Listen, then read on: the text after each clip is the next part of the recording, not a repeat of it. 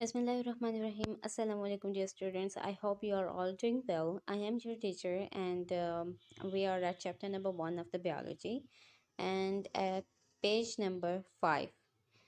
Today, we are going to look into the more areas and the branches in which you can go after studying the biology. And because we have already discussed about the medicine and surgery, fisheries, agriculture, animal husbandry, horticulture, farming, and forestry, and I hope you have understand them well. But today we are going to discuss about forestry and biotechnology.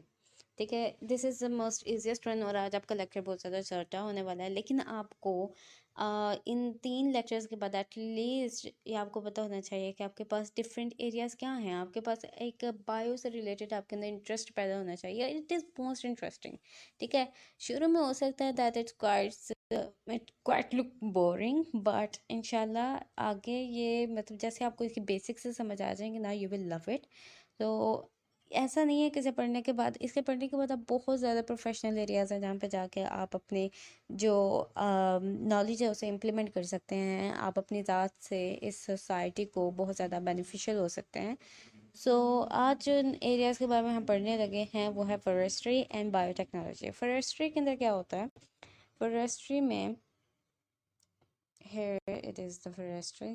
ठीक है, forestry के अंदर हम क्या करते हैं, जो हमारे पास नेचुरल फॉरेस्ट हैं उन्हें हम लुक आफ्टर करते हैं, और गवर्नमेंट जो है हमें प्लानिंग और ग्रोइंग आर्टिफिशियल फॉरेस्ट के बारे में बताती है।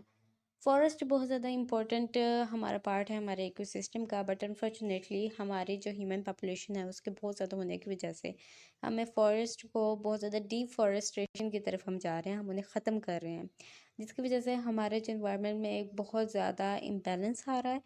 लेकिन इस चीज़ को कम बैक करने के लिए इसके जितने भी हमारे पास शॉर्टकमिंग्स आई हैं, इसके जितने भी हमारे पास नुकसान हुए हैं, उस चीज़ को पूरा करने के लिए अब गवर्नमेंट जो है वो फॉरेस्ट इम्प्लांटेशन के बारे में सोच रही है कि अब इन्हें इम्प्लांट किया जाए। अच्छा, फॉरेस्ट और जो है ना गार्डनिंग या फिर एग्रीकल्चर या फार्मिंग, इन सब से बहुत ज़्यादा अलग है।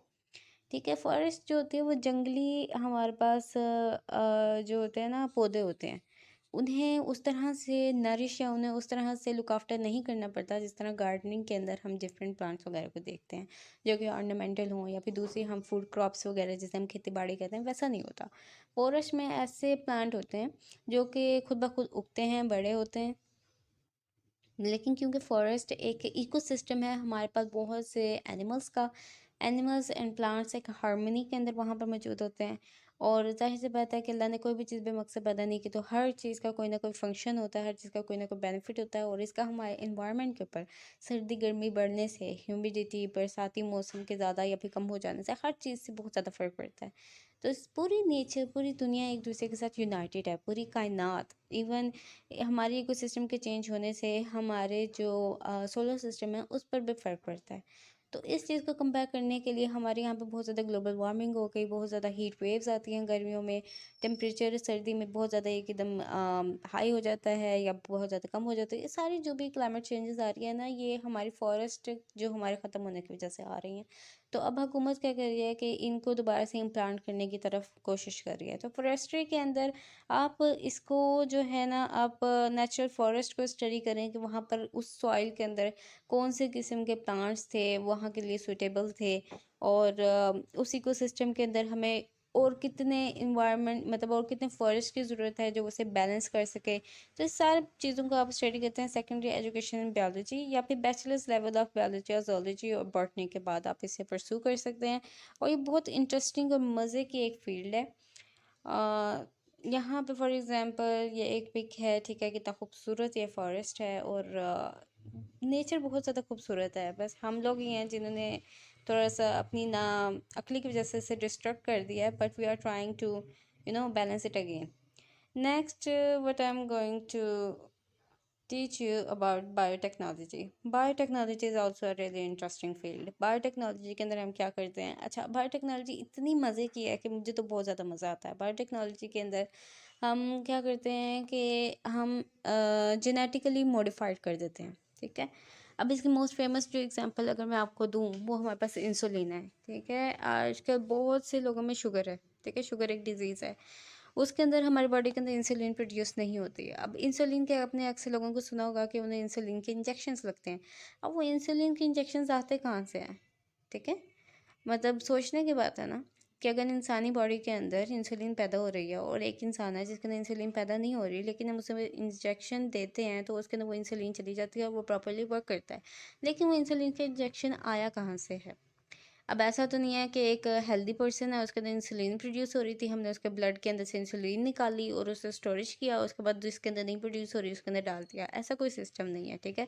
ब्लड के अंदर से आप थॉरोली कोई इंसुलिन निकाल नहीं सकते। इंसुलिन इज़ अ हार्मोन, जो कि बहुत ही इंटरेस्टिंग बायोकेमिस्ट्री है। जब आप आगे बड़े हो जाएंगे या आप हायर स्टडीज़ करेंगे तो इंशाल्लाह you will discover about that, और आपको बहुत ज़्यादा मज़ा आने वाला है। लेकिन इन शॉर्ट मैं आपको बता दूँ, जो इंसुलिन है वो हम किस तरह से प्रोड्यूस करते हैं। हम एक बैक्टीरियम लेते हैं, उस बैक्टीरियम का जो डीएनए होता है, फॉर एग्जांपल ये पिक के अंदर आपको नज़र आ रहा है, ठीक है, इस डीएनए है, ठीक है।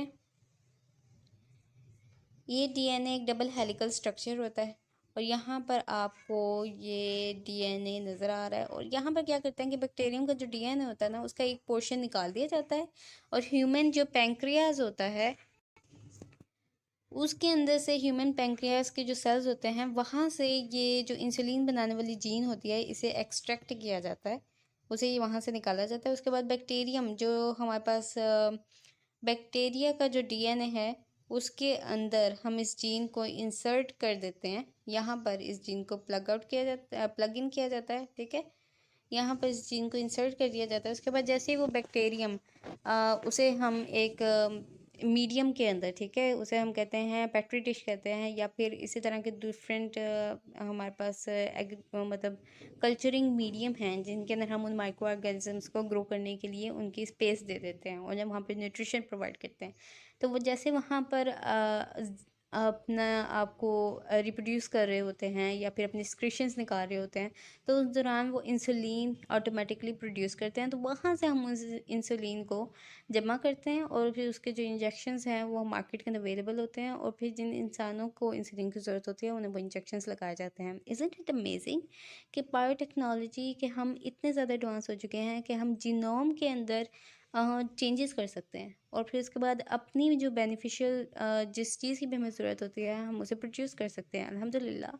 और इसके थ्रू डिफरेंट डिजीज़ के जो हमारे पास क्योर्स मौजूद हैं, ठीक है। तो ये एक बहुत फेमस एग्जांपल थी। इसके साथ साथ क्या है कि ना सिर्फ हम ये माइक्रो ऑर्गेनिजम्स के अंदर हम ये चेंजेस कर सकते हैं, हम अपनी खुराक के अंदर हमने डिफरेंट ऐसी वीट्स की जो स्पीशीज़ हैं वो हमने ऐसी प्रोड्यूस कर ली हैं, या हमारे पास डिफरेंट और क्रॉप्स हैं जिनके अंदर हमने जेनेटिकली मॉडिफाइड हम उन चीज़ों को क्रिएट कर रहे हैं, बिकॉज बढ़ती हुई पॉपुलेशन के लिए हमें और ज़्यादा खुराक की ज़रूरत है। तो बायोटेक्नोलॉजी एक ऐसी फील्ड है जिसके ज़रिए हम जो है ना जीनोम के अंदर या फिर जो जेनेटिक इंजीनियरिंग है जीनोम लेवल पर या फिर जीन्स लेवल पर हम चेंजेस करके ह्यूमन वेलफेयर के लिए काम कर रहे होते हैं। सो thank you very much students. ये आपका पेज नंबर 5 टोटल हो गया, जो कि हमने बात की डिफरेंट फील्ड्स और डिफरेंट एरियाज़ की, जिसके अंदर आप बायोलॉजी पढ़ने के बाद जा सकते हैं। सिर्फ यहाँ पर ये एंड नहीं होता, आपकी बुक के अंदर सिर्फ इतना लिखा हुआ है, बट इसके अलावा और बहुत से अमेजिंग एरियाज़ और फील्ड्स हैं। एंड आई होप कि आपका इंटरेस्ट बायो में बढ़े और आप एक बहुत अच्छे बायोलॉजिस्ट बने और सोसाइटी को बेनिफिशियल हों। So thank you very much. Allah हाफिज़।